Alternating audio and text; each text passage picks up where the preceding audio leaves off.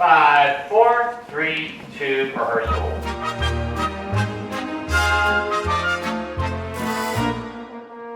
Business Insider. Oh, this sounds exciting. In 1969, our founders, Joan Cooney and Lloyd Morissette, had the revolutionary idea of asking, what if kids can learn from TV? They had noticed that kids could repeat beer jingles. Where there's life, there's fun. What'll you have? That's Blue Ribbon. So they posed themselves that question and basically created Sesame Street, which is a show that's now been on the air almost 50 years. We film at Kaufman Astoria Studios, which is in Astoria, Queens, and is a very old studio that was built in the 20s by what was United Artists at the time and has gone through many iterations over the years. On a regular production day, like today when you're visiting, there's about 60 people involved when you count the production staff that's downstairs in the office, as well as all of the technical and stage crew and camera people and costume designers, etc. It really does take a village to bring this show together. Every year, when we start a new season, what we do is our curriculum team convenes an all-day seminar, and they basically consult with experts in child development, child psychology, preschool teachers. As the writers work, the curriculum team works in tandem with the production team, and they review all the scripts and give feedback from the educational standpoint. We also do a lot of research, so we'll take some of the scripts into schools, we'll read them to the kids and solicit feedback from them. Our production cycle is essentially a 12-month cycle, from the moment of that curriculum seminar, which I described, to the moment we deliver shows to HBO. Jim Henson, obviously his impact on Sesame Street is massive, and he was the one who brought the Muppets to Sesame Street. And so his legacy, is very solid and lives on the show because all of our puppeteers are trained basically in a methodology that he invented.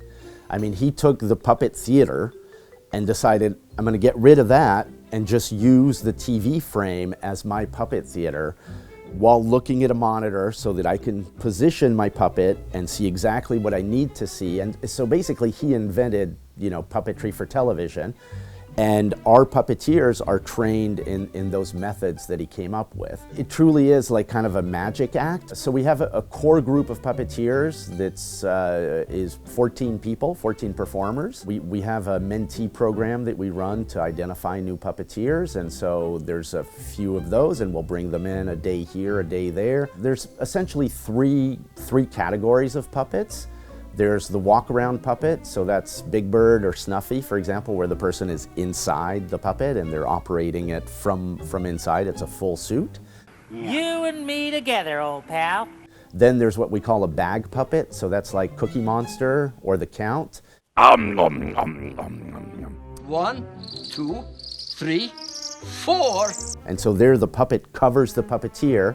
The puppeteer is operating the mouth with one hand and is operating one of the hands with another, and then there's a second puppeteer, which we usually call the assistant puppeteer, and that person comes behind and operates the other hand and helps hand props from below frame. Then the third kind of puppet is what we call a rod puppet, so that's like an Elmo or an Abby. And so those are typically operated by a single puppeteer. They hold two rods which operate the hands, and then they're operating the mouth this way. The primary puppeteer is always the person that does the voice. So the most recent and probably most talked about for the US is Julia, who's a young girl who's on the autism spectrum. Can Big Bird see your painting? See your painting? Yes.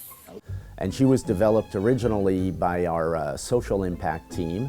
Another example on the international side, because we do a lot of international work, is Zari, who was developed for Afghanistan.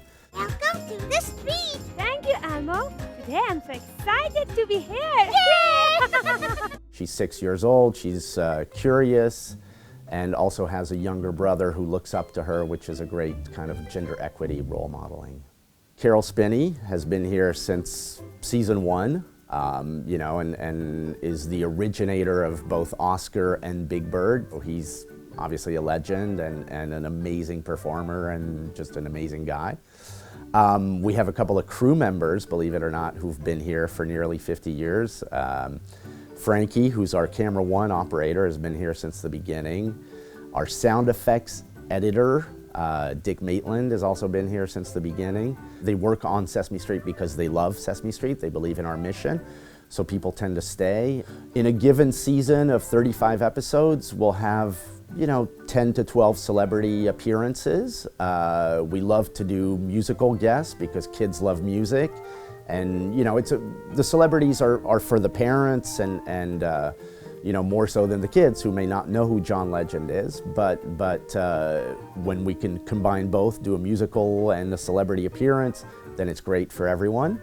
Celebrities will reach out to us, especially if they've recently had kids and they think to themselves, wow, I would love for Junior to see me on TV. Sesame Street has changed a lot and our production models evolve with new technology all the time. So we did a big kind of redesign of the set in season 46. So that was about 4 years ago. And it was, obviously we kept 1, 2, 3, the brownstone and Hoopers. Those are the touchstones of the set. But we wanted to modernize it some, to give it a more colorful and vibrant atmosphere, and also to position the puppets in specific places. So Abby, who is a fairy, we put her in her garden, and so now every kid who watches Sesame Street knows, like, that's Abby's garden, that's where she lives, that's where she hangs out and plays with her friends. There's hundreds of studies that have shown the effectiveness of Sesame Street and how kids who watch Sesame Street are ready for school in a fashion that's greater than those who don't. Why me love cookies? Oh, they just the perfect food. They round, they crunchy, they soft in the middle, they chocolatey. Sorry, me got to go get the cookie right now, excuse me.